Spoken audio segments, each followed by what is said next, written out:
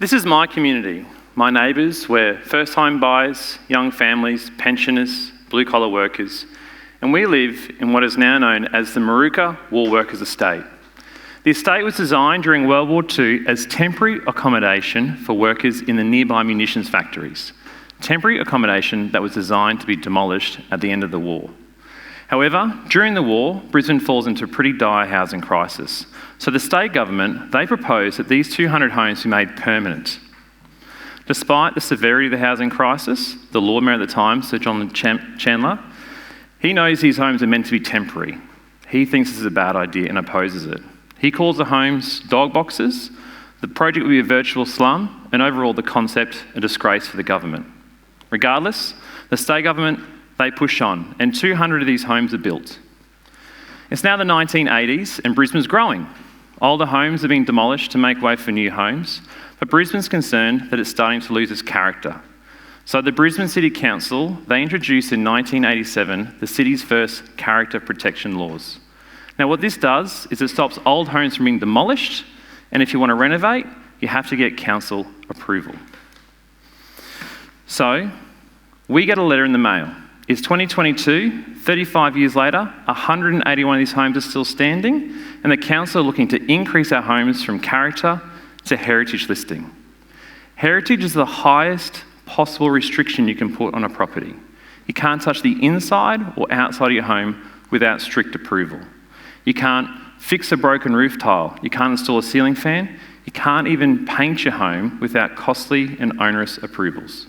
There's no exceptions, and heavy fines apply. The part that hurts the most is that your home actually loses 15% of its house value. Now, if you consider you're a first home buyer, you've just lost your house deposit. This makes your home a form of a financial prison. So, I call the council and I say, what can I do if I don't want this on my home? And they say, no worries, there's a public consultation process. You'll get the opportunity to write one submission during a 30-day window where we'll take under consideration your concerns. I think, okay, no worries, there's a chance here. So I go home, I get on the old Google, and I just look how many homes are on the Heritage Register. There are over 500 homes on the Brisbane Heritage Register. So I go back to council and I ask, I'm just curious, how many times has public consultation changed the outcome of a heritage proposal? The answer is never. It's never changed the outcome. So in my mind, consultation is broken. Now, I'm not naive. I know to the facts that in this economy, there are many people facing the prospect of not even being able to afford their own home. This conversation isn't about housing. It's not actually even about heritage. It's about what came together as a community, what brought us together to effect change over the next 2 years. So, it's 2022. We've just received the letter. All the homeowners, we get together, and what do? We form an action group. I find myself falling into a chairperson role, which is fine. I've been in leadership for a long time, over 15 years. I look after people in other continents and other customs and cultures. And I find in the corporate world, leadership's a pretty transferable skill. Regardless of geography, people want direction, they want security, and they want to know that their future has some opportunity in it. Despite this confidence, I quickly found that it was actually my neighbours, those people who are closest to me, that would inform some of my most valuable leadership beliefs that I had today. My first belief was that communities are generally purpose-driven. What do I mean by this? Well, in business, we try to introduce purpose, but ultimately we're all there to be paid. So what do businesses have? They have a visionary leader. Communities, they don't have a leader. It's not about one person. It's about the collective. So what do you do when you don't have a hierarchy, when there's no boss or board to drive you forward? Well, you end up with purpose. Purpose becomes a really clear North Star. In 2022, it took us 60 seconds to agree what our purpose was, and that was we wanted to go back to character protection.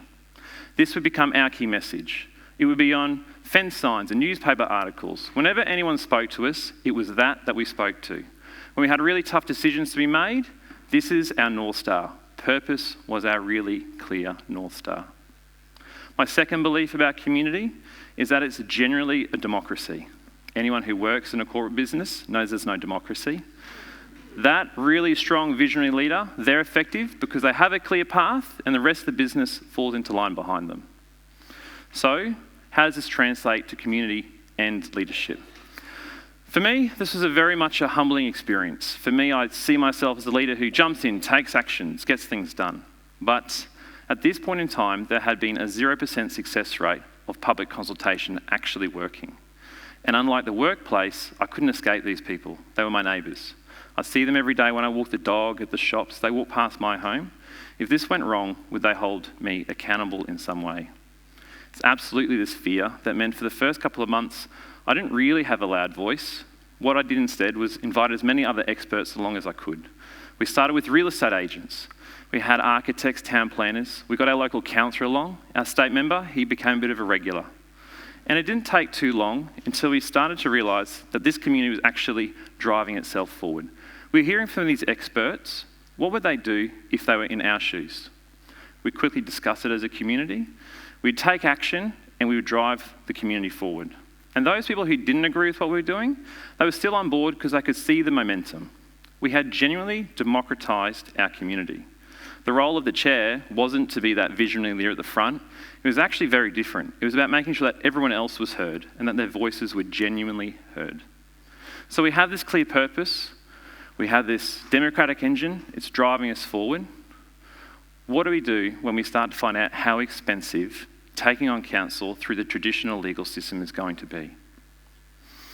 We're not lawyers. We don't have that kind of money. No one's a town planner. So we have to think differently. The other challenge we have is that Brisbane sees heritage as really good, and we're challenging the homes, threatening them. This meant that we couldn't rely on the wider Brisbane community to support our cause. So what were we going to do? My third belief about leadership and community, they're incredibly resourceful. I just want to take a moment, let's talk about resources. The Brisbane City Council, they're what we call a mega council. They're the largest council in Australia. They're the size of 35 Sydney or 31 Melbourne local government areas.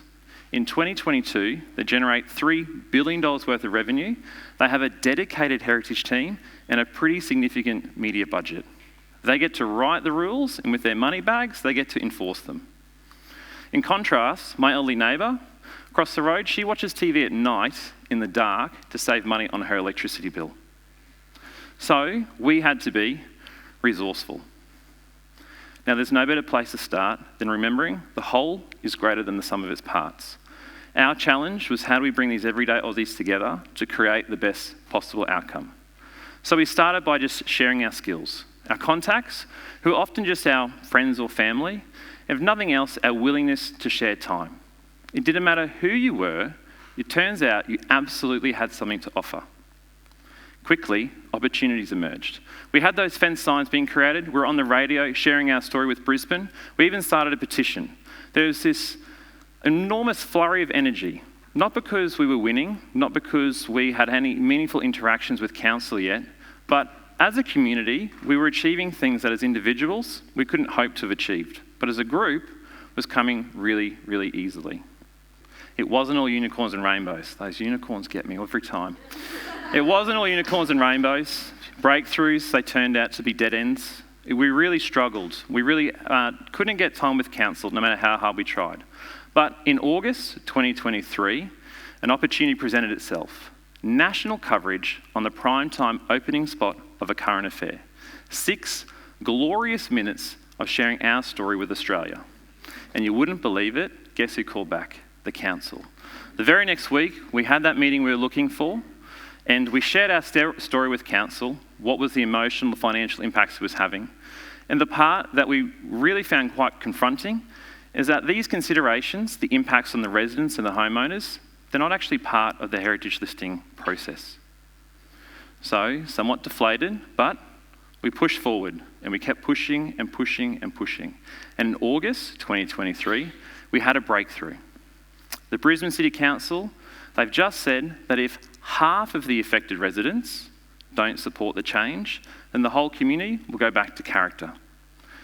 This is a massive achievement for us, but we don't have time to celebrate because we still have to write the submission. And now we're really confused. What do we say to make sure that our voice is actually heard? How do we make sure that our voice is counted? So those who could, we went and worked with those who couldn't, And I'm really proud to say, over the next couple of months, we created over 300 individual submissions. That was 78% of the affected community. In July 2024, it's nearly 2 years since we got that first letter from council, we got the next letter that said, we're going back to character. Now, this was cause for celebration. I've had a lot of time to reflect on what this experience has meant for myself and for these 180 families that I call my community. It's really changed my perspective on both community and leadership. I've come to appreciate what's the value of good consultation and what happens when it's not done well. But conversely, I have hope because I've seen you don't need a lot of energy to drive community. What you need are a lot of voices. And you need to give those voices time to be genuinely heard. So, do we need more resources to achieve more change, to do more good? I've seen firsthand, not necessarily, but you absolutely do need to treat your community like a democracy where these voices are genuinely heard. And purpose brings people from all walks of life together, unites them, and gives them a common North Star on where they should send their energy. Are these just words, or do I genuinely believe them? I genuinely believe them because 568 times individual homes, individual voices have been added to the Heritage Register. Consultation has never changed the outcome. The Maruka Woolworkers Estate was the first time a community was impacted, the first time these voices came together, and with these simple learnings, the first time the community affected change for heritage. Thank you so much.